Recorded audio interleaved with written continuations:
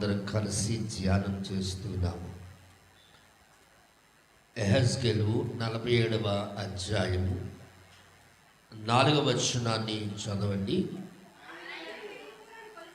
ఆయన మరి 1000 మూరలు కొలిచి నీళ్ల గుండా నన్ను నడిపింపగా నీళ్లు మోకాళ్ళలో తుండెను. చాలు. ఈ రోజున మీరు వింటున్న అంశము మోకాళ్ళ లోతు. గతించిన వారములో చీలమండల లోతు విన్నారు. ఈ రోజున మోకాళ్ళ లోతు గురించి పరిశుద్ధాత్ముడు మనందరితో మాట్లాడుతూ ఉన్నాడు. దైవ జనాగమ, దేవుడు ఒక విశ్వాసి జీవితాన్ని మంచి అనుభవాల గుండా నడిపించటానికి లోతుకు తీసుకువెళుతూ ఉన్నాడు. ఒక దిక్కునే ఆగిపోలేదు, ఒక ప్రాంతంలోనే ఆగిపోలేదు, ఒక సమస్య దగ్గర ఆగిపోలేదు, ఒక ఇబ్బంది దగ్గర ఆగిపోలేదు, ఒక వ్యాధి దగ్గర ఆగిపోలేదు. విశ్వాసిని క్రమంగా లోతులకు నడిపిస్తున్నటువంటి అనుభవాలు మన ముందు కనబడుతూ ఉన్నాయి. క్రీస్తునందున్న ప్రియులారా, చీలమండల లోతు విశ్వాసి ఉండకూడదు. చీలమండల లోతు చీలమండలం యొక్క అనుభవమే ఉండిపోతుంది. యొక్క అనుభవం ముందుకి వెళ్ళదు. చాలా మంది మనము ప్రభువు నమ్మినటువంటి దినాలలో లేదా రక్షణ పొందిన దినాలలో చాలా చురుకుగా పాలు పంచుకునేవారు. కానీ ఏదో ఒక సమస్య మన జీవితానికి సంభవించినప్పుడు ఆ విశ్వాసమును ఏం చేసుకుంటామంటే తగ్గిపోతూ ఉంటాము. అంటే ప్రియులారా, దేవుని చిత్తము ఏమిటి అంటే, ఎన్ని సమస్యలు వచ్చినా, ఎన్ని అనారోగ్య సమస్యలు మన జీవితానికి ఏర్పడినా మన విశ్వాసంలో సడలిపోకూడదు. అందుకే దేవుడు ప్రవక్తను ఏమి చేస్తున్నాడు అంటే లోతునకు తీసుకువెళుతూ ఉన్నాడు. పేతురును కూడా దేవుడు ఏమన్నాడంటే, నీ నావను లోతునకు నడిపించు. దేవునికి స్తోత్రం. ఎక్కడ నడిపించమన్నాడు? లోతులకు నడిపించి కుడివైపున వల వెయ్యి, నీకు మేలు కలుగుతుంది అన్నాడు. ప్రియులారా, లోతుగా వెళ్ళాలి విశ్వాసి. నువ్వు చీలమండల దగ్గర ఆగిపోతే అది అవిశ్వాసములకు గుర్తైపోతుంది. ఒకవేళ చీలమండలం దగ్గర ఆగిపోతే అంతవరకు మాత్రమే మేలు పొందుకుంటావు. చీలమండలం దగ్గర ఆగిపోతే నీ మేలు ఆగిపోవటానికి కారణము అక్కడ కనపడుతూ ఉంటుంది. అందుకని దేవుడు సెలవిస్తున్నాడు కదా, నీకు మేలు కలుగునట్లుగా దేవుడు ఏం చేస్తున్నాడు? మరింత లోతునకు తీసుకువెళుతూ ఉన్నాడు. వాక్యం సెలవిస్తుంది, ఈ రోజున మోకాళ్ళ లోతు. మోకాళ్ళు ప్రార్థనకు సహనంగా ఉంది. మోకాళ్ళ ప్రార్థన మన జీవితానికి విశ్వాసమును, మోకాళ్ళ ప్రార్థన ద్వారా కొన్ని కార్యాలు పొందటానికి, మోకాళ్ళ ప్రార్థన ద్వారా కొన్ని కార్యాలు మనం చూడటానికి ఆ కృపగల దేవుడు మనకు కార్యాన్ని జరిగిస్తూ ఉన్నాడు. దేవునికి స్తోత్రం. హల్లెలూయా. విశ్వాసిని ప్రార్థనలు మరింత స్థిరపరుస్తున్నాడు. విశ్వాసిని ప్రార్థనలు మరింత లోతులకు నడిపిస్తున్నాడు. విశ్వాసిని ప్రార్థనలు ఆగిపోనివ్వటం లేదు. హృదయాన్ని రేపుతూ ఉన్నాడు, మనస్సును రేపుతూ ఉన్నాడు. ప్రియులారా, మన యొక్క విశ్వాసాన్ని ఆగిపోనివ్వకుండా ముందుకు నడిపిస్తూ ఉన్నాడు. దేవునికి స్తోత్రం. హల్లెలూయా. ఈరోజు నేను కొన్ని 3 విషయాలు చెప్పి నేను ముగించాలి అని ఆశపడుతూ ఉన్నాను. ఏమిటి ఆ విషయాలు అనేది మనం ఈ రోజున ధ్యానం చేద్దాం. దానియేలు 6వ అధ్యాయము 10వ వాక్యాన్ని చదువుకున్నాము. వ్రాయబడిన మాట అందరూ చదవాలి. దానియేలు 6వ అధ్యాయము 10వ వాక్యములో ఎలా ఉంది? ఇట్టి శాసనము సంతకము చేయబడినని దానియేలు తెలుసుకొనినను అతడు తన ఇంటికి వెళ్ళి యథాప్రకారముగా అనుదినము 3 మోకాళ్ళుని తన ఇంటి పైగది కిటికీలు యెరూషలేము తట్టునకు తెరవబడి ఉండగా తన దేవునికి ప్రార్థన చేయుచు ఆయనను స్తుతించుచు వచ్చిన దేవునికి స్తోత్రం. ఎక్కడ ఆగిపోయినటువంటి పరిస్థితులు దానియేలులో కనపడటం లేదు. దానియేలు ప్రార్థన ఏ ప్రార్థన? మోకాళ్ళ ప్రార్థన. అనుదినము 3 మోకరించి ప్రార్థన చేశాడు. అనుదినము 3 అంటే 3 పర్యాయాలు అతడు ప్రార్థన చేసినట్లుగా మనం చూస్తున్నాము. ప్రార్థన చేసినప్పుడల్లా అతను చేసిన పని ఏమిటో తెలుసా? యెరూషలేము వైపునకు ఉన్నటువంటి కిటికీలు తెరిచి, మరల మీకోసం చెబుతున్నాను నేను, యెరూషలేము వైపున ఉన్నటువంటి కిటికీ తెరిచి యథాప్రకారముగా ప్రార్థన చేస్తున్నాడట. హల్లెలూయా. క్రీస్తు పిల్లారా, 3 పర్యాయాలు ప్రార్థించిన దానియేలు, 3 పర్యాయాలు ప్రార్థించిన దానియేలుకు, 3 పర్యాయాలు ప్రార్థించిన దానియేలు విశ్వాసానికి, 3 పర్యాయాలు ప్రార్థించిన దానియేలు యొక్క నమ్మకత్వానికి ఎదురైనది ఏంటో తెలుసా? మరణ శాసనం. దేవునికి ఇష్టమైన ప్రార్థన మోకాళ్ళ ప్రార్థన. దేవుడు కోరుకునే ప్రార్థన మోకాళ్ళ ప్రార్థన. దేవుడు ప్రేమించిన ప్రార్థన మోకాళ్ళ ప్రార్థన. శిష్యులకు మోకాళ్ళ ప్రార్థన నేర్పాడు. ఆయన కూడా మోకరించి ప్రార్థన చేశాడు. ఎలాంటి అనుభవము ఇక్కడ కనబడుతుందో చూడండి. మరణ శాసనము ప్రారంభమైన దినాలలో ఈ మాటలు జాగ్రత్తగా వినాలి. మరణ శాసనము ప్రారంభమైనటువంటి దినాల్లో దానియేలు చేయకూడని పని చేశాడు. శాసనం ఏమిటి? మనమందరం ఇక్కడ గమనించవలసిన విషయాన్ని జాగ్రత్తగా చూడాలి. శాసనము ఏమిటి అనేది మనము ఆలోచన చేస్తే 4వ వచనంలో కనబడుతూ ఉంది. అందుకు ఆ ప్రధానులను, అధిపతులను రాజ్యపాలన విషయములో దానియేలు మీద ఏదైనా ఒక నింద మోపవలనని ఉండి తగిన హేతువు కనిపెట్టుచుండిరి గాని దానియేలు నమ్మకస్తుడై, ఇక్కడి నుంచి వినాలి, దానియేలు నమ్మకస్తుడై ఏ నేరమైనను ఏ తప్పైనను చేయువాడు కాడు. దేవునికి స్తోత్రం. దానియేలులో తప్పైనను లోపమైనను కనుగొనలేకపోయిరి. దేవునికి స్తోత్రం. హల్లెలూయా, హల్లెలూయా. శాసనము 30 రోజుల శాసనం. అది ఎన్ని రోజులంటే అది గవర్నమెంట్ వారు కొన్ని అక్కడ యాక్ట్ చేస్తూ ఉంటారు. అలాగే ఇక్కడ కూడా దానియేలు బ్రతుకున్నటువంటి దినాలలో ఒక శాసనాన్ని ప్రవేశపెట్టారు. 30 రోజుల వరకు. ఎన్ని రోజుల వరకు ఏంటండి? 30 రోజుల వరకు ఎవడును ఏ వ్యక్తిని కానీ, ఏ బొమ్మకు కానీ, ఏ మనుషునికి కానీ నమస్కారము చేయకూడదు, పూజ చేయకూడదు. దేవునికి స్తోత్రం. మీకు అందరికీ అర్థమైందా? 30 రోజుల వరకు, 30 రోజుల వరకు దేనికి నమస్కరించకూడదు, 30 రోజుల వరకు దేనికి పూజ చేయకూడదు, 30 రోజుల వరకు ఆరాధన చేయకూడదు, 30 రోజుల వరకు పూజ చేయకూడదు. ఇది రాజు యొక్క శాసనం.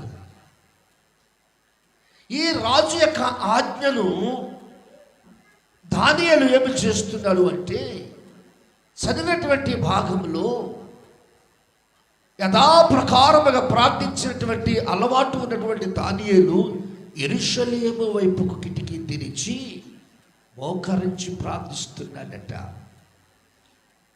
మోకరించి ప్రార్థన చేస్తే మేలు కలుగుతుందా కలగదా? చెప్పండి అమ్మా, గట్టిగా చెప్పండి. మోకరించి ప్రార్థన చేస్తే మేలు కలుగుతుందా కలగదా? కానీ దానియేలుకి కలగలేదు. దానియేలు మీద నిఘా పెట్టారు. దానియేలు మీద ఒక కన్నేసి ఉంచారు. దానియేలులో ఏ లోపము లేనందున, దానియేలులో ఏ కపటము లేనందున అతడు రాజుకు మంచివాడవుతున్నాడు అని చెప్పి అధికారులందరూ దానియేలు మీద నింద మోపవలెనని, దేవునికి స్తోత్రం, దానియేలు మీద నింద మోపవలెనని దానియేలు మీద అధికారులందరూ కూడా కన్ను వేసి, దానియేలు ప్రతిరోజు ఏ సమయాన ఏం చేస్తున్నాడని ఒక ఎంప్లాయ్మెంట్ అక్కడ ఏర్పాటు చేశారు ఉద్యోగిని. ఆడి పని ఏంటంటే దానియేలు బాత్రూమ్కి వెళ్తున్నాడా, దానియేలు వంట చేసుకుంటున్నాడా, దానియేలు ఏ కూర వండుకుంటున్నాడో, దానియేలు ఏ బట్టలు వేసుకుంటున్నాడు, దానియేలు ఏ చెప్పులు వేసుకుంటున్నాడు, దానియేలు బయటికి వెళ్తే ఎక్కడికి వెళ్తున్నాడు, ఎవరిని కలుసుకుంటాడు, ఇదంతా సమాచారము చేరవేయటానికి ఒక ఎంప్లాయ్ని ఏర్పాటు చేసుకున్నారు వాళ్ళు.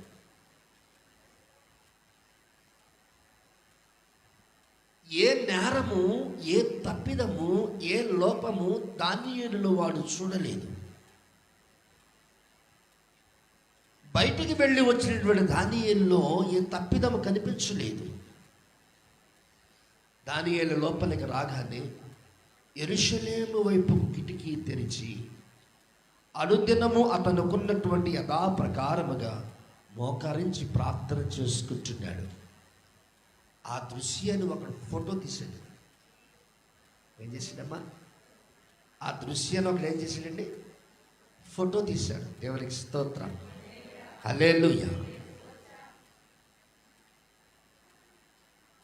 ఎప్పుడైతే ఈ ఫోటో తీశాడో, వీడియో తీశాడో, అది పట్టుకెళ్ళి ఎవరికి ఇచ్చాడంటే అధికారులకు ఇచ్చాడు. అధికారులు దాన్ని కాపీ చేసుకుని రాజు దగ్గరికి తీసుకెళ్ళారు. దేవునికి స్తోత్రం. ఎక్కడ తీసుకెళ్ళారండి? రాజు దగ్గరికి తీసుకెళ్ళారు. రాజు చిరంజీవి అగునుగాక. రాజు దగ్గరికి వెళ్ళేటట్టు మొట్టమొదటి ఏమని అనాలా? రాజు చిరంజీవి అగునుగాక. ఒక్కవేళ ఎవడైనను రాజు యొద్దకు వెళ్ళి, రాజు సముఖమునకు, రాజు మందిరమునకు వెళ్ళి మాట చెప్పకపోతే వాడిని చెరసాలలో వేస్తారు. అందుకని ఎలాంటి పెద్ద అధికారి అయినా, ఎంత గొప్ప అధికారి అయినా, ఎంత గొప్ప చదువు ఉన్నా రాజుకు మాత్రము ఏం చేయాలి? రాజు చిరంజీవి అగునుగాక. దేవునికి స్తోత్రం. మీరు ఎప్పుడైనా సెంట్రల్ జైలుకి వెళ్తే మీకు తెలుస్తుంది, ఎంత గొప్ప అధికారి లోపలికి వెళ్దామన్నా సెంట్రల్ జైలు గేట్ దగ్గరికి వచ్చేసరికి అధికారి రెండు చేతులు అంటే నేను వస్తున్నాను అని అర్థం. ఏమిటి? నేను వస్తున్నాను అని అర్థం. ఒకవేళ అధికారి ఇలా సిగ్నల్స్ ఇవ్వలేదనుకో, అక్కడ అంత సిపాయి అక్కడ ఉన్నటువంటి పోలీసు తలుపు తీయడం. వాళ్ళకు ఉన్నటువంటి ఒక క్రమం, ఆ క్రమాన్ని తప్పకూడదు. వాళ్ళు ఆ క్రమాన్ని తప్పితే గనక వాళ్ళ ఉద్యోగ బాధ్యతలు సరిగ్గా నిర్వర్తించటం లేదు అని అర్థం. రెండవది ఏంటో తెలుసా? ఒక అధికారి వచ్చినప్పుడు వాళ్ళ చేతిలో ఉన్న గన్నను ఏం చేస్తారండి వాళ్ళు? లైన్ గారు ఏం చేస్తారు? గన్నను మోకాళ్ళ దగ్గర తీసుకొచ్చి అడుగు బాగానే ఒక దెబ్బ కొట్టి అప్పుడు గన్నను ఇక్కడ తగిలిస్తాడు. దేవునికి స్తోత్రం, హల్లెలూయా. అలాంటి కట్టుదిట్టమైనటువంటి సెక్యూరిటీలో ఉంటాడు రాజు. ఆ రాజు ఎద్దకు వెళ్ళువాడు పలకవలసిన మొదటి మాట ఏమిటి? రాజు చిరంజీవి అగునుగాక.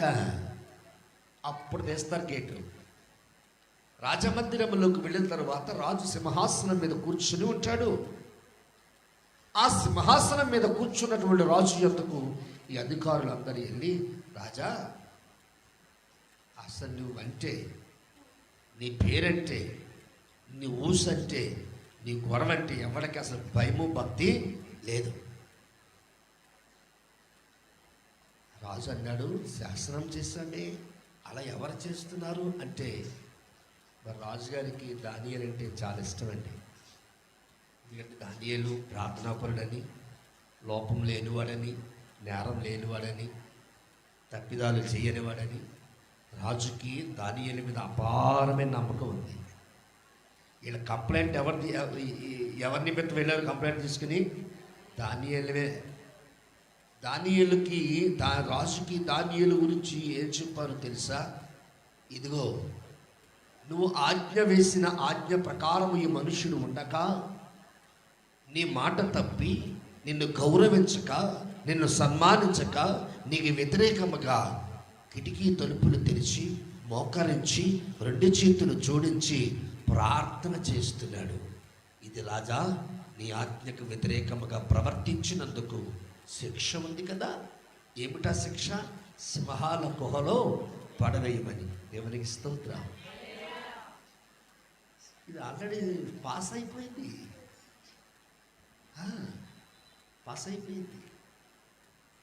గవర్నర్ గారు సంతకం తీసేసాడు.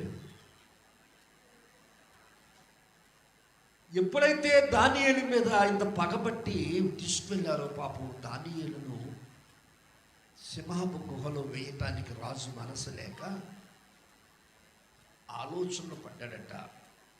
ఈ అధికారులందరూ కూడా ఏమన్నారండి? 7వ వచనం చదువుతండి. రాజ్యపు ప్రధానులను, సేనాధిపతులను, అధిపతులను, మంత్రులను, సంస్థానాధిపతులను కూడి వచ్చి రాజుకు ఖండితమైన చట్టము స్థిరపరచి దానిని శాసనముగా చాటింపజేయునట్లు ఆలోచన చేసిరి. ఏమిటంటే, 30 దినముల వరకు నీ యొద్ద నిన్ను తప్ప మరి ఏ దేవుని యొద్దనైనను, మానవుని యొద్దనైనను ఎవడును ఏ మనవి చేయకూడదు. ఒకవేళ ఎవడైనను ఆ రీతిగా చేసిన ఎడల వారు సింహాల గుహ లోపల ద్రోయబడును అని రాజు శాసనమును ఒకటి పుట్టించెను. చూసారా? మోకాళ్ళ ప్రార్థన ఏం చేసిందమ్మా? మేలు చేసిందా లేదా? మోకాళ్ళ ప్రార్థన మేలు జరిగిందా లేదా? మోకాళ్ళ ప్రార్థన వల్ల ఫలితం ఏమిటి? అతనికి శిక్ష ఖరారైపోయింది. అంటే మోకాళ్ళ ప్రార్థన చేయకూడదా? మోకరించి ప్రార్థన చేయటము నేరమా? ఈ లోకముల మనుషుడికి అది అవమానించిన, మనుషుల్ని సిగ్గుపరిచిన, మోకరించి ప్రార్థన చేసేవానికి దేవుడి ఘనతిస్తాడు. దేవునికి స్తోత్రం. హల్లెలూయా. మనలో ప్రార్థన దేవునికి ఇష్టమైనట్టు చేయాలి. మనకిష్టమైనట్టు ప్రార్థన కాదు, పక్కోడికి ఇష్టమైన ప్రార్థన కాదు. మీ అందరు పక్కోళ్ళు ఏం ప్రార్థన చేస్తున్నారా అని వినకూడదు. మనం నీ ప్రార్థన దేవుడు వింటున్నాడా లేదా అని చేయాలి. పక్కోళ్ళ ప్రార్థన, మీ పూర్వకాలం ప్రార్థన చెప్పాను, మీరు చాలా మార్లు చెప్పాను. ఒక ఆవిడ మోకరించి ప్రార్థన చేసుకుంటుంది, పక్కన కూడా ఇంకొక ఆవిడ మోకరించి ప్రార్థన చేసుకుంటుంది. పక్క ఆవిడ ఈవిడ ఏం చేస్తుందా వింటుంది. ఈవిడ ఏం చేస్తుంది? అలవాటు ప్రకారంగా ప్రభువా నేను ఘోర పాపిని అంటుంది. పక్క ఆవిడ ఏమంటుంది? అవును ప్రభువా అంటుంది. అంటే ఈవిడ సాక్ష్యమా? పక్కోళ్ళు ప్రార్థన వినకూడదండి. పక్కోళ్ళు ప్రార్థన వింటే, పక్కవాని ప్రార్థన వింటే నువ్వు ప్రార్థన ఎప్పుడు చేస్తావు? నీ ప్రార్థన దేవుడు ఎప్పుడు వింటాడు?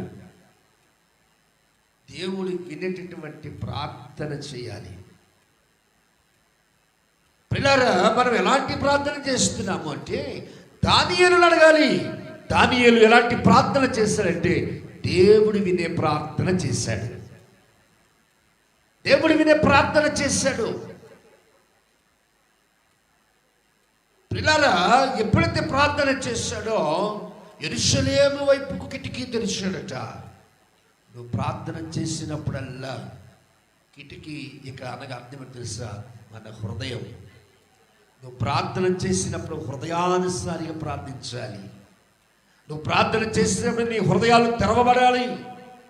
నువ్వు ప్రార్థన చేసినప్పుడు హృదయమే ఎందుకు తెరవబడాలి అంటే ఈ హృదయము ఒక రాతి వంటిది అన్నాడు. ఈ హృదయం ఎలాంటిదంట? రాయి. ఈ హృదయము బండ. ఈ హృదయము ఒక పర్ర. ఇది పగలదు, ఇది మెత్తబడదు. అందువలన నువ్వు ప్రార్థన చేసినప్పుడల్లా ఈ హృదయము బద్దలు కుట్టుకొని ప్రార్థన చేయాలి. అలా సుంకరి చేశాడు ప్రార్థన. ఎవరు చేశారండి? సుంకరి చేశాడు ప్రార్థన. తన హృదయాన్ని పగలగొట్టుకున్నాడు. తన గుండెను పగలగొట్టుకున్నాడు. ఎందుకు పగలగొట్టుకున్నాడు తెలుసా? ఇది ఒక రాయి గుడి. ఈ రాతి వంటి హృదయాన్ని పగలగొట్టి ఈ రాతి వంటి హృదయాన్ని మెత్తన చేసుకుని దేవునికి మొర్రపెట్టాడు. దానియేలు అదే ప్రార్థన చేశాడు. దేవునికి స్తోత్రం. దానియేలు మోకరించి ప్రార్థన చేసినందుకు అతనికి వచ్చిన మేలేమిటో తెలుసా? అతను తీసుకెళ్ళి ఎక్కడ పడేశారండి? సింహపు గుహలో పడేశారు. నేను అంటాను, దానియేలును ఇద్దరు వ్యక్తులు ఒకళ్ళ చేతులు పట్టుకుని ఒకళ్ళ కాళ్ళు పట్టుకుని ఇలాగ ఊపేసి ఎక్కడికే? సింహపు గుహలోనికి. పిల్లరా, ఎప్పుడైతే సింహాల గుహలోనికి దానియేలును పడేశారో వెంటనే దానియేలుతో పాటు ఎవరు వెళ్ళారంటే దేవుడు ఒక దేవదూతను పంపించాడు. దేవునికి స్తోత్రం. హల్లెలూయా. దానియేలుతో పాటు ఎవరు వెళ్ళారండి? దేవదూత వెళ్ళాడు. పడవేసిన వారికి తెలియదు అది రహస్యం. ఒకళ్ళ ప్రార్థన చేస్తే నీ దగ్గరికి ఎవరు రావాలి తెలుసా? దేవుని దూత దిగి రావాలి. ఒకళ్ళ ప్రార్థన చేస్తే పరలోక ద్వారాలు తెరవబడాలి. ఒకళ్ళ ప్రార్థన చేస్తే అపవాది శక్తులని లయమైపోవాలి. ఒకళ్ళ ప్రార్థన చేస్తే అగ్ని దిగి రావాలి. ఒకళ్ళ ప్రార్థన చేస్తే పరలోక ద్వారాలు తెరవబడి దేవదూతలు దిగి రావాలి. ఇది 1 నిమిషము 1/2 నిమిషము మొక్కుబడిగా చేసి ఒకళ్ళ ప్రార్థన కాదు. నీ దగ్గరకు పరిశుద్ధాత్ముడు దిగి వచ్చే వరకు మోకాళ్ళను ఏమాత్రం లేపకూడదట. ఇంకొక ఆవిడ చూడండి, మోకరించినామంటే భూమి మీద పడిపోద్ది అలాగా. అందుకని మోకాళ్ళు ఉన్నట్టు ఉంటుంది, నిద్రపోయినట్టు ఉంటుంది, అలసట తీసుకున్నట్టు ఉంటుంది, అన్ని రకాలుగా ఉపయోగపడుతుంది. అది మోకాళ్ళ మీద నిలబడాలి. మీ కుర్చీలు ఎందుకు వేసామంటే మోకాళ్ళు నొప్పులు ఉన్నవాళ్ళకి, కొంచెం అనారోగ్య సమస్యలతో ఉన్నవారికి, కొంచెం వయసు మీరిన వారికి. ఆరోగ్యవంతులు కూర్చులేనే, అనారోగ్యవంతులు కూర్చులేనే. మోకరించండి అయినా అంటే ఆ కుర్చీ దగ్గరే నిలబడుతున్నారు. నీ మోకాళ్ళ ప్రార్థన నీకు ఆశీర్వాదకరంగా మార్చబడుతుంది. దానియేలు సింహపు గుహలో వేసిన వెంటనే దేవదూత వెళ్ళింది. రాజుకు మాత్రము నెమ్మది లేదండి. రాజుకు ఎందుకని? దానియేలు అంటే రాజుకు ఇష్టం. నేరము లేనివాడని, లోపము లేనివాడని, తప్పిదములు లేనివాడని దానియేలు వంటి రాజుకు ఇష్టం కనుక దానియేలు పరిస్థితిని అంతటిని కూడా గమనించినటువంటి రాజు ఏం చేశాడట? దానియేలు ఏ స్థితిలో ఉన్నాడో, ఎలాంటి పరిస్థితిలో ఉన్నాడో అని చెప్పి తన మందిరము నుంచి, తన గృహము నుంచి రాజు సింహాల గుహ దగ్గరకు వచ్చాడట. దేవునికి స్తోత్రం. ఎక్కడికి వచ్చాడండి? సింహాల గుహ దగ్గరకు వచ్చి దానియేలు ఏ స్థితిలో ఉన్నాడో, ఎముకలు ఉన్నాయో లేదో, నరాలు ఉన్నాయో లేదో, శరీరం ఉందా లేదో అనేది అతడు ఆలోచించలేదు. రాజుకి అపారమైన నమ్మకం వచ్చేసింది. ఏంటో తెలుసా? దానియేలును సింహాలు తిండి ఉండవు. దేవుని స్తోత్రం చెప్పండి. వై? బికాస్ ఎందుకు అంటే ప్రేమ దేవుని బిడ్డలారా, దానియేలు యొక్క భక్తిని గురించి, దానియేలు యొక్క విశ్వాసం గురించి, దానియేలు కొన్న నమ్మకత్వం గురించి రాజుకు బాగా తెలుసు. ఎందుకంటే రాజు దానియేలు మీద కనుదృష్టి పెట్టి ఉంచాడు. నువ్వు చేసే డిపార్ట్మెంట్లో, నువ్వు చేసే ఉద్యోగంలో, నువ్వు చేసే పనిలో నీ అధికారి నీ మీద కనుదృష్టి ఉంచుతాడు. నీ అధికారికి నువ్వు ఎలా ఉండాలి తెలుసా? నమ్మకస్తుడిగా ఉండాలి. నీ అధికారి దగ్గర నువ్వు లోపము లేనివాడిగా ఉండాలి. నీ అధికారి దగ్గర నువ్వు నేరము లేనివాడిగా ఉండాలి. నీ అధికారి దగ్గర నువ్వు ఎలా ఉండాలో తెలుసా? చురుకుతనంతో ఉండాలి. ఎలా ఉండాలంటండి? చురుకుతనంతో ఉండాలి. కొంతమంది ఐగుప్తీలా ఉంటారు. ఐగుప్తీలు ఎలాంటి వాళ్ళండి? చురుకు లేనివారు. ఐగుప్తీలు ఎలాంటి వారట? చురుకుతనము లేనివారు. చురుకుతనమే ఉంటే కనుక ఇశ్రాయేలు వెళుతుంటే వెనకాలని పట్టుకోలేరాళ్ళు. ఎర్ర సముద్రం దగ్గర వెనకాలే వెళ్ళి పట్టుకోలేరు. వాళ్ళకి చురుకుతనం లేదు. కానీ ఇశ్రాయేలుకి ఏముంది? చురుకుతనం ఉంది. ఒకవేళ పురుషులు బద్దగించిన స్త్రీలు మాత్రం బద్దగించరు. అందుకని స్త్రీలను చూసినటువంటి ఇశ్రాయేలు ప్రతివాడు కూడా చురుకుగానే పనిచేస్తాడు. ఎందుకంటే స్త్రీలు ఊరుకోరు. ఎవరికి స్తోత్రం చెప్పండి. ఇశ్రాయేలీలలో పుట్టినటువంటి వాడు పురుషుడైనా స్త్రీ అయినా ఖచ్చితంగా సైనిక రంగంలో చేరి కొద్ది కాలము ఉద్యోగం చేయాలి. సిపాయి ఉద్యోగం చేయాలి. గన్నేస్తారు. మీకు తెలుసు కదా, చదవలేదా మీరు? ఇశ్రాయేలు చరిత్ర చదవండి, బుక్స్లో ఉంటుంది. పురుషుడైనను స్త్రీ అయినను 18 సంవత్సరాలు నిండిన తరువాత వాళ్ళు యుద్ధ సైన్యములు చేరాలి. మన యుద్ధములో ఒక అమ్మాయి చాలా చురుకుగా పాలు పంచుకుని ఇశ్రాయేలీయుల గెలుపుకు ఆమె ప్రధాన కారకురాలైంది. మన జరిగిన యుద్ధంలో, రష్యాతో జరిగిన యుద్ధంలో. కాబట్టి పిల్లరా, ఇశ్రాయేలులో స్త్రీ అయినను పురుషుడైనను 18 ఏళ్ళు నిండిన తరువాత ఖచ్చితంగా సైనికుల్లో చేరాలి. ఒకవేళ చేరనంటే కుదరదు, వేలేస్తారు. అది వాళ్ళ చట్టం. ప్రియులారా, దానియేలు చట్టం వచ్చినప్పుడు, సింహాల గుహలో ఉన్నప్పుడు దేవుని యొక్క విశ్వాసిగా, దేవుని యొక్క మందిరములో విశ్వాసిగా పెరిగి దినమునకు 3 మారులు ప్రార్థన చేశాడు. దేవునికి ఇష్టమైన ప్రార్థన చేశాడు. పరలోక ద్వారాలు తెరవబడినట్లు ప్రార్థన చేశాడు. దేవదూతలు దిగి వచ్చినట్లు ప్రార్థన చేశాడు. మన ప్రార్థనలో ఎప్పుడైనాను ఆ దృశ్యం మనం చూడగలిగామా? విశ్వాసగా యాత్ర ప్రారంభించాము, విశ్వాసగా జీవితాన్ని ప్రారంభించాము.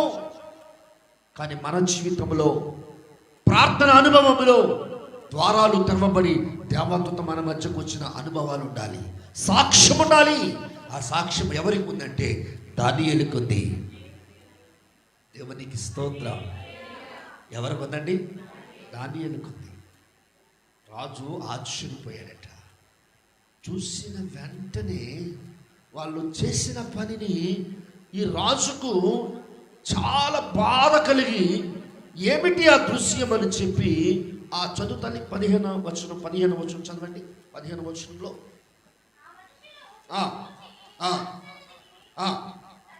సందడిగా కూడి వచ్చి, రాజు స్థిరపరిచిన ఏ శాసనమును గాని తీర్మానమును గాని ఎవడును రద్దుపరచజాలడు.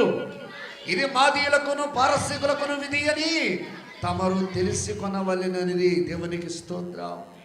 హల్లెలూయా, హల్లెలూయా. సింహాల గుహ, సింహము గుహ, సింహాల గుహ, సింహము గుహండి, సింహాల గుహ. కొన్ని సింహాలను అందులో వేస్తారు, గుహలో పెడతారు. ఎలా పెడతారో తెలుసా? ఎవరికైనాను శిక్ష వేయాలనుకున్నప్పుడు 4 రోజుల నుంచి దానికి భోజనం అంటారు. మీకు అర్థమైందా? ఆకలితో ఉన్న సమయం ఎలా ఉంటుందండి? బాబా ఎలా ఉంటుంది? మీరు మాట్లాడుతుంది. మాకు రేపు ఉపవాస కోటలు వస్తున్నాయి.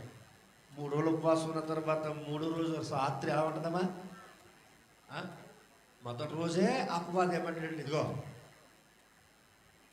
2 ముద్దలు తినేట, కట్టినట్టు తినకో, 2 ముద్దలు తిను. నువ్వేమంటావు తెలుసా? నేను తిన్నా అంట. అపవాదం ఏమంటుంది తెలుసా? నువ్వు సరే తినకపోతే ఫ్రిడ్జ్లో ఆపిల్స్ కాయలు 2 ఉన్నాయి తిని అంటుంది. నువ్వేమంటావు తెలుసా? తిన్నంట. సరే అది తినకపోతే స్టవ్ మీద పాలు ఉన్నాయి, 2 గ్లాసులు పాలు తాగా. నిన్ను తినే వరకు ఏదో ఒకటి జ్ఞాపకం చేస్తూనే ఉంటుంది. ఎవరో చెప్పండి, ఎవరు? అపవాది. నీవు తినే వరకు ఏదో ఒకటి నీ ఇంట్లో ఉన్నది, ఇది తిను, అది తాగు అంటనే ఉంటుంది. దేవుని స్తోత్రం, హల్లెలూయా. దానికి తగ్గట్టు ఎప్పుడు తీసుకురాలోడు మీ ఆయన గారు ఆ రోజునే తెస్తాడు ఫ్రూట్స్, అట్టిపళ్ళు అని.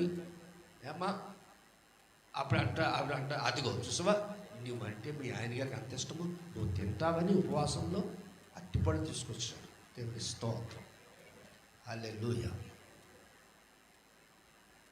ఉపవాసం అంటే అనుకుంటారు చాలామంది, రైస్ ఒకటి తినకూడదు, మిగిలి అన్ని తినొచ్చు. ఏమా ఉపవాసం అంటే ఏమనుకుంటారండి? రైస్ ఒకటి తినకూడదు, మిగిలి అన్నీ కాదు నాయనా, కాదు బాబు. ఉపవాసం అంటే పచ్చి నీళ్ళు కూడా నోట్లో వేసుకోకూడదు. దేవుని స్తోత్రం చెప్పు, హల్లెలూయా. రాజుగారు వచ్చి ఆ సింహపు గుహలలో ఉన్నటువంటి దానియేలు వైపుకు చూడగా, దానియేలు సజీవుడిగా ఎప్పుడు అతను ఉన్నటువంటి అలవాటు ప్రకారముగా సింహం ఎదుట మోకరించి 2 చేతులు పైకెత్తి దేవునికి స్తోత్రం చేస్తున్నాడు. హల్లెలూయా. సింహం ఏమో ఆకలితో ఉంది కదా, వీడు ఎప్పుడు ప్రార్థన ముగిస్తాడా పట్టుకుందామని చూస్తుంది. ఎవరు? సింహం. సింహానికి ఎవరు కనపడుతున్నారు? సింహానికి ఎవరు కనపడుతున్నారు? దేవదూత ఎలా కనపడుతుందమ్మా? మరీ చిత్రం కనపడుతుంది. దేవదూత దానియేలుకే కనపడలేదు. సింహము ఎవరిని చూస్తుంది? దానియేలును చూస్తుంది. ఎందుకని? తినడానికి ఆహారముగా ఉన్నాడని. పిల్లరా, సింహము చాలా క్రోధముతో ఆకలితో ఉంది. ఎప్పుడు ప్రార్థన అయిపోతుందా తిందామని చెప్తున్నాడు. కానీ దానియేలు ప్రార్థన మాత్రం ముగింపు లేదో. దేవుని స్తోత్రం, హల్లెలూయా. ఎప్పుడన్నా పాదరామును ప్రార్థన చేయమంటుంది అనుకో, కుటుంబ ప్రార్థనలో ఈవిడ సగం నిద్ర అయిపోద్ది, నేనేమో లంకరాన్ని చేసి వెళ్ళగైపోతాను. దేవుని స్తోత్రం చెప్పు, హల్లెలూయా. ఎండ తెలీదు. పరలోకపు ద్వారాలు తెరవబడి ఆ దృశ్యాలను చూస్తున్న వారికి ముగింపు తెలవదు. మనం అనుకుంటున్నాం, విసుగు అనుకుంటున్నాం, మనం అనుకుంటున్నాము ఇది చాలా ఇబ్బంది అయిపోతుంది అనుకుంటున్నాము. కానీ పరిశుద్ధాత్మను పొందిన వారికి ముగింపు తెలియదు. దేవునికి స్తోత్రం, హల్లెలూయా. మా పాస్టర్లు ఉంటారు కొంతమంది కోతులు. పరిశుద్ధాత్మ పరుడు ఎవరైనా కొంచెం ప్రార్థన ఎక్కువ చేతని మధ్యలో అంటారు ఆమె ఆమె. ఎందుకని? ముగించరా బాబా.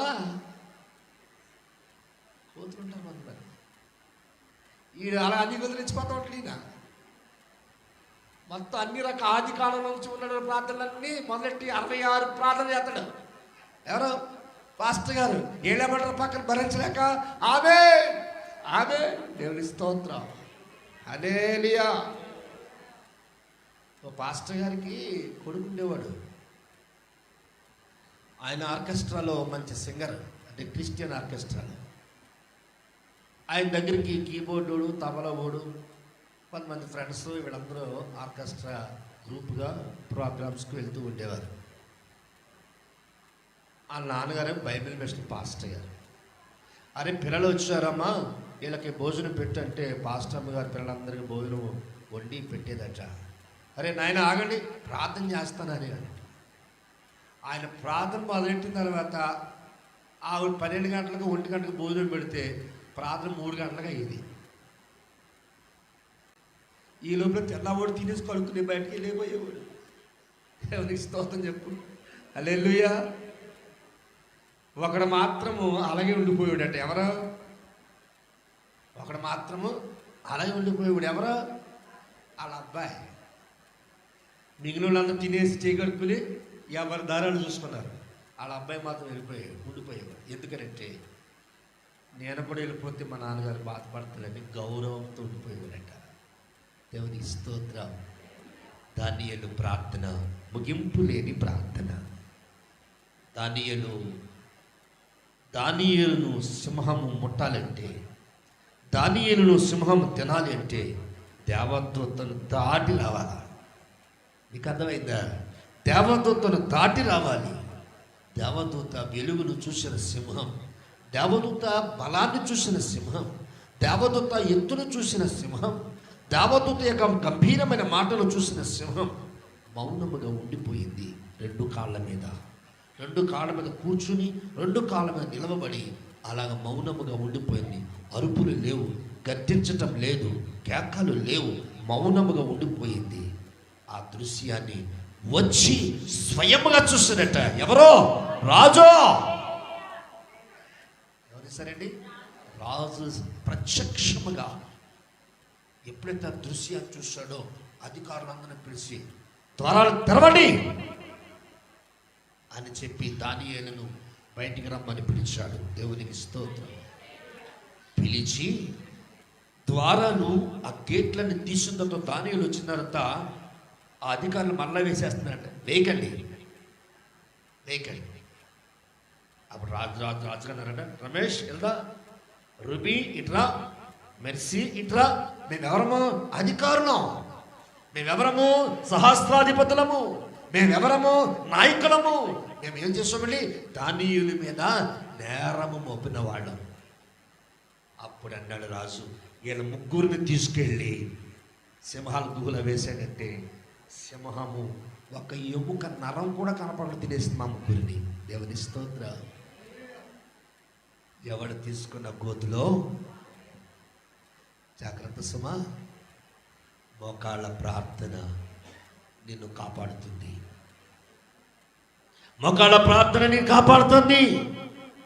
మోకాళ్ళ లోతులోకి వచ్చినటువంటి ప్రార్థన, మోకాళ్ళ లోతులోకి వచ్చిన ప్రార్థన నీ జీవితాన్ని కాపాడుతుంది. అయితే నా దేవునికి అది ఇష్టం లేదు. చీల మండలంలో ఉన్నటువంటి ప్రార్థన దేవునికి ఇష్టం లేదు. మోకాళ్ళ లోతులో ఉన్న ప్రార్థనకు ఇష్టం లేదు. ఇంకా దేవుడు నేను విశ్వాసం అనే లోతులకు తీసుకువెళ్ళాలని ఆయన ఆశపడుతూ ఉన్నాడు. దేవునికి స్తోత్రం, హల్లెలూయా. మార్కు సువార్త 10వ అధ్యాయము 17వ వచనం చదువు తల్లి. ఈ వచనం చదువుకుని ముగించుకున్నాము. మార్కు సువార్త కొందరు తీయలేదమ్మ, నేను కూడా తీయలేదు. 10వ అధ్యాయము 17వ వచనం చదువు తల్లి. ఆయన బయలుదేరి మార్గమున పోవచ్చుండగా ఒకడు పరిగెత్తుకుని వచ్చి ఆయన ఎదుట మోకరించి, సద్బోధకుడా, నిత్య జీవమునకు వారసుడనగుటకు నేను చేయుదునని ఆయనను అడిగెను. ఆయన ఎదుట ఎలా ఉన్నాడండి? ఆయన ఎదుట ఎలా ఉన్నాడట? ఒకడు పరిగెత్తుకుని వచ్చి నా యేసుక్రీస్తు ప్రభువుని ఎదుట ఎలా ఉన్నాడట? మోకరించాడట. మీరు ఎప్పుడైనా దేవుని సన్నిధికి వచ్చినప్పుడు, పురుషులే కావచ్చు, స్త్రీలే కావచ్చు, మొట్టమొదటిగా రాగానే నువ్వు లోపలికి ప్రవేశించగానే దైవజనుడు ఉన్నా లేకపోయినా వందనాలు చెప్పి వెంటనే మోకరించి ప్రార్థన చేసుకోవాలి. ఈ 2 సిస్టమ్స్ మీరు మర్చిపోకూడదు.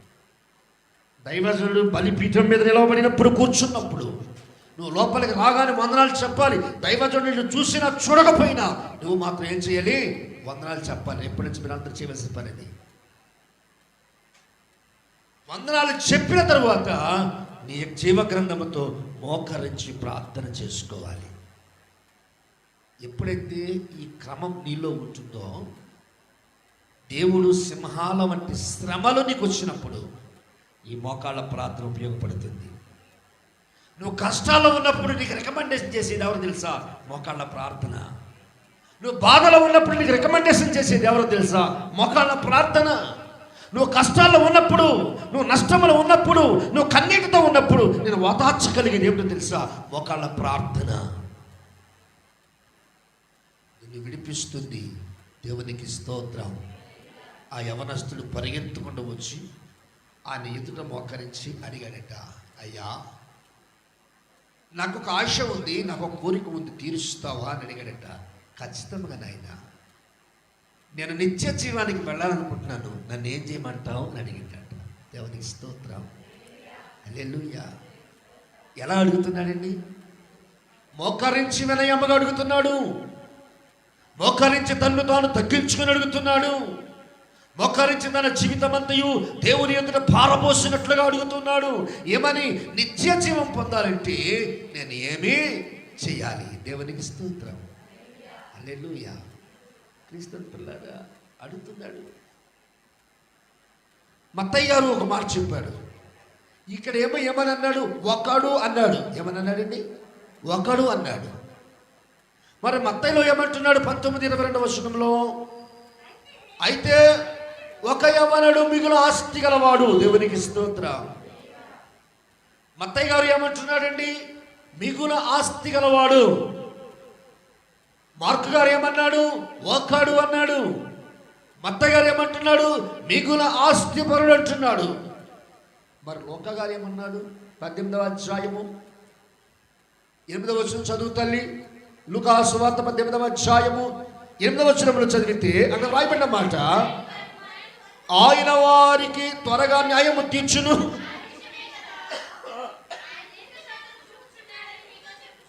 ఆయన దీర్ఘశాంతము చూపుచున్నాడని నీతో చెప్పుచున్నాడు.